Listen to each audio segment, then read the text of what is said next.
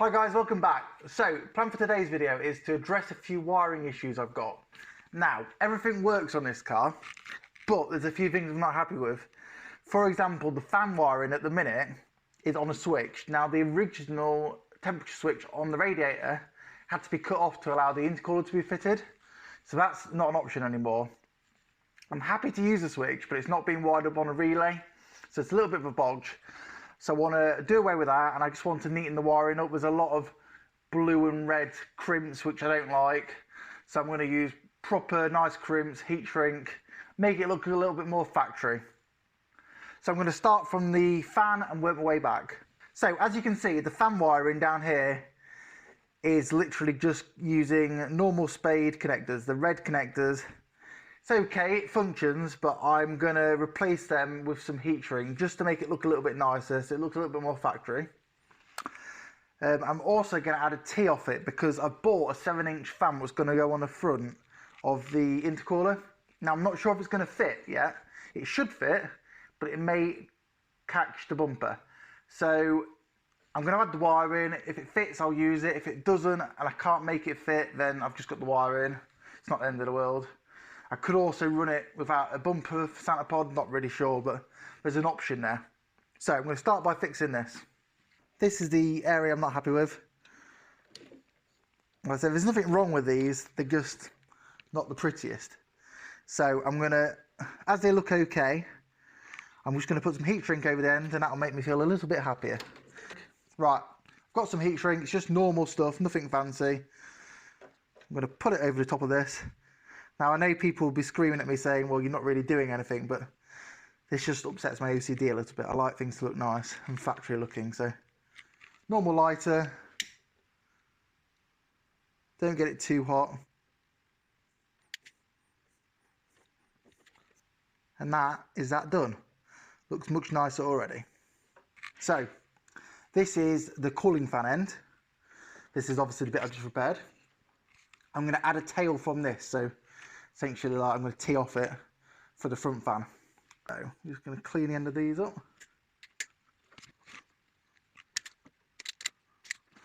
Beautiful. Then I've got some wire here, just normal twin core, nothing fancy. So I've just taken that back, and again like so. So I don't need loads of wire, maybe just a couple of feet. Right, it's all stripped back. So I just need to connect the wires together. So blue to red, black to black. So I'm going to twist them and then put a crimp on the top. Right, that's them two done. So just using a standard blue crimp should do the job perfectly, and I'll heat shrink over the top. Give it a tug, nice and strong. And again, I always like to do a double crimp, just move it up a little bit more. Just make sure it's got it. So, right, I'm now going to use a bit of heat shrink over the top just to make it look a bit prettier.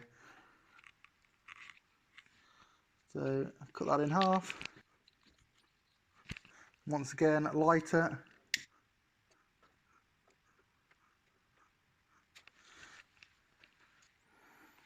Right, one big piece going over the top now. Just like that. So, plug back in. I will obviously cable tie it up before I finish, but it gives you an idea. Right, I've just routed the wiring through. Obviously the fan's not turned up yet, so for now I'm just going to leave it like this. But because obviously it's exposed wire at the end, I will just put some heat shrink over the end to stop anything from touching it and shorting out.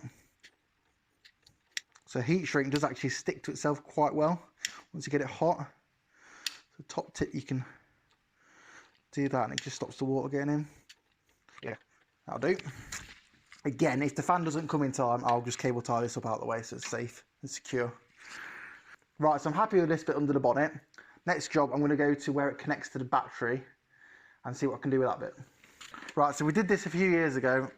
It's just a power feed to the switch, proper bodge, don't like it. it was never meant to last, so it's not going to.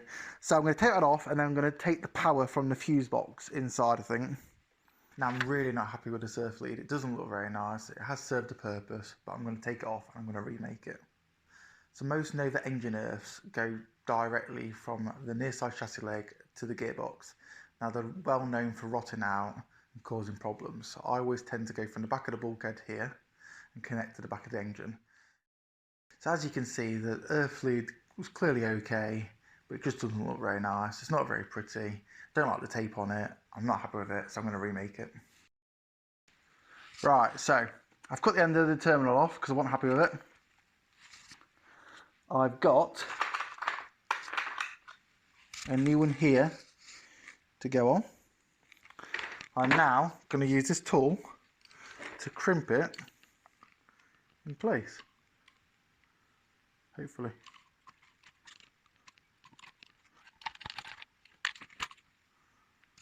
Like so. Nice and strong, nice and neat. Right, both ends are now crimped. They look a lot nicer and nice and strong. So I'm just going to use a bit of heat shrink. Unfortunately, I haven't got any black left, so I'm going to have to use this rather fetching yellow. I guess I could use tape, but it's not really my style.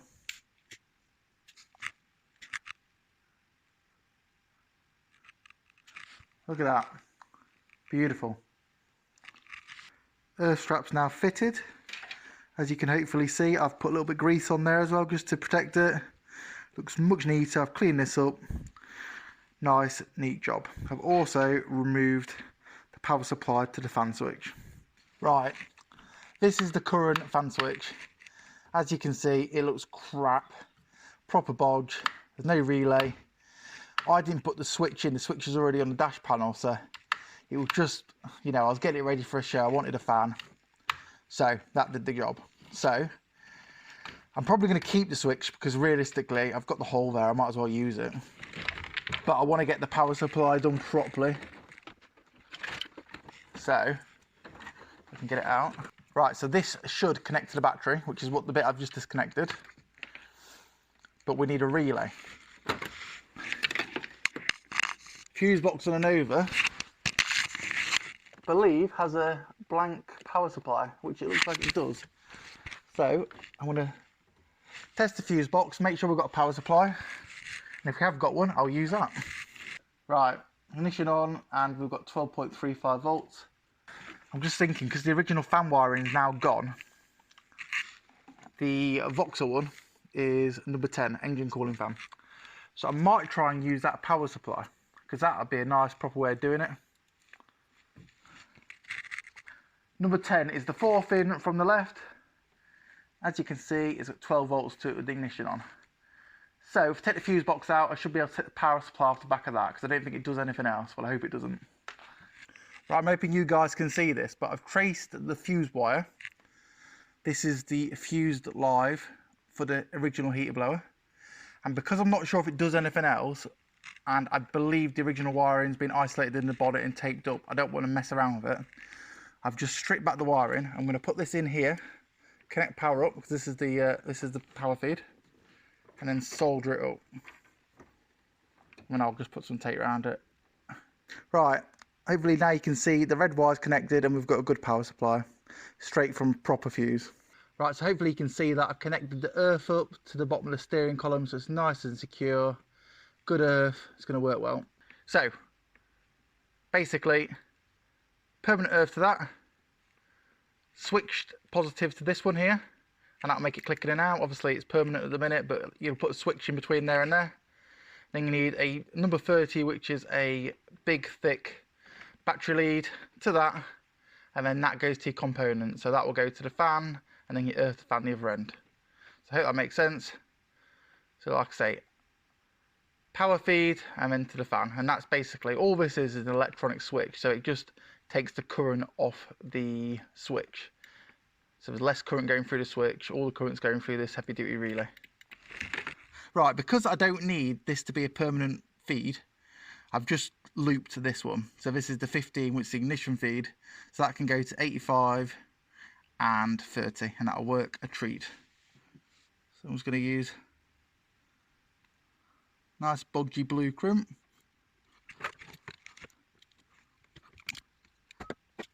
So yeah, I'm going to switch the earth rather than the positive because it makes it a little bit easier for me.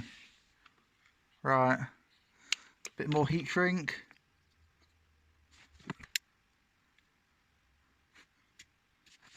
And look at that. The reason I'm using non-insulated terminals is because I'm heat shrinking them anyway. And I just think it looks a little bit more professional like this. Looks less of a Halford's bodge. Now obviously the bodge bit's my opinion. Some people do like these, but they just don't look quite factory enough for my liking, that's all. They serve a purpose. So that's going to be my switch. Still works, as you can see. And that's going to go to the fan. So in theory, if I connect that up,